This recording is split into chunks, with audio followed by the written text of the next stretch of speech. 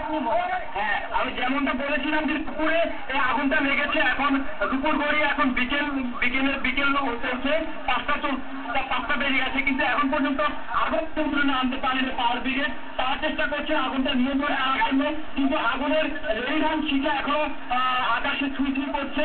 তারা চেষ্টা করছে আগুন নিয়ন্ত্রণে আনার জন্য, একাধিক কর্মক থেকে তারা আগুনটা নিয়ন্ত্রণে আনার জন্য চেষ্টা করছেন, কিন্তু তারা কোনোভাবে নিয়ন্ত্রণে আনতে পারছেন না। বিশেষ করে যারা আটকা পড়েছেন ইতিমধ্যে আমরা দেখেছি তাদেরকে উদ্ধার করা সম্ভব হয়েছে। আমরা যতটুকু পেয়েছি এখন আর কেউ সেখানে ভিতরে আটকা পড়ে নাই, এখন তাদের সবাইকে উদ্ধার করা হয়েছে।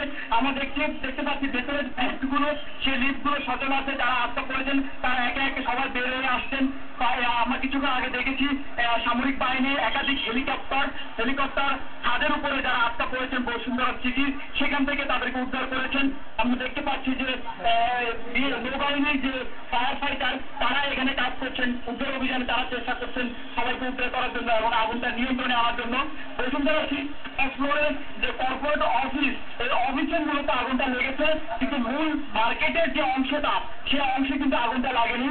বসুন্ধরা সিটির পূর্ব দিকে হলো কর্পোরেট অফিস, 18 তলার মূলত আগুনটা লেগেছে। 18 তলা থেকে পরবর্তীতে 20 তলা এবং পরবর্তীতে নিচে আগুনটা নেমে এসেছে। তবে আমরা দেখতে পাচ্ছি যে আগুনটা এখন পর্যন্ত 19 এবং 20 নম্বর যে ফ্লোর সেখানে সীমাবদ্ধ রয়েছে। এখন আর ভেতরে নিচে আগুনটা নামতে আমরা দেখতে পাচ্ছি না। ফায়ার ব্রিগেডের একাধিক কর্মী তারা ভেতরে প্রবেশ করেছেন, সেখানকার যে কাঁচের যে দেয়াল, সেই দেয়ালগুলো তারা ভেঙে ফেলেছেন। তারা সেখানে আগুন নেভানোর জন্য যে পানির পাইপ, সেই পাইপগুলো প্রবেশ করিয়েছেন এবং আগুন নিয়ন্ত্রণে আনার জন্য তারা কাজ করে যাচ্ছেন। একাধিক টিম এখানে ভিতরে প্রবেশ করেছেন এবং আগুন নিয়ন্ত্রণে আনতেছেন। আমি আপনাকে যেমনটা বলেছি, সেনাবাহিনী, এখানকার নৌবাহিনী, বিমান বাহিনী, ফায়ার সার্ভিস এবং যে রেড ক্রিসেন্ট সোসাইটি তারা চেষ্টা করছেন আগুন নিয়ন্ত্রণে আনার জন্য।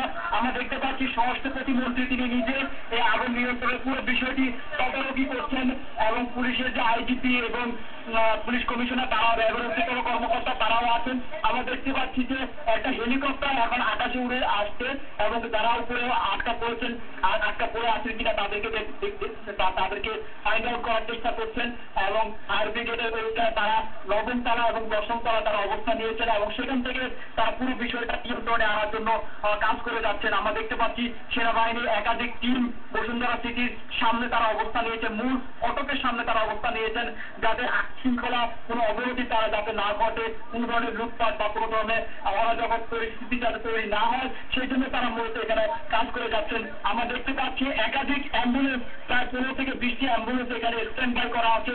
যদি কোনো আহত ব্যক্তি বেরিয়ে আসেন তাদেরকে যাতে সাথে সাথে হাসপাতালে নিয়ে যাওয়া যায় সেই ব্যবস্থায় তারা তদারকি করছেন। একটা সমন্বয়ের অভাব ছিল প্রথম দিকে আমেনা, সেই সমন্বয়ের অভাবটা এখন পূরণ হয়েছে। একটা সমন্বিত ভাবে সবগুলো টিম, সবগুলো সংস্থা একযোগে কাজ করছেন আগুন নিয়ন্ত্রণে আনার জন্য। তবে এখনো কিছুটা আগুনের যে প্রাদুর্ভাব, যে আগ্রাসী যে অবস্থা, সেটা কিছুটা হলেও নিয়ন্ত্রণে এসেছে। দুয়ার তেন্দুরি আকাশ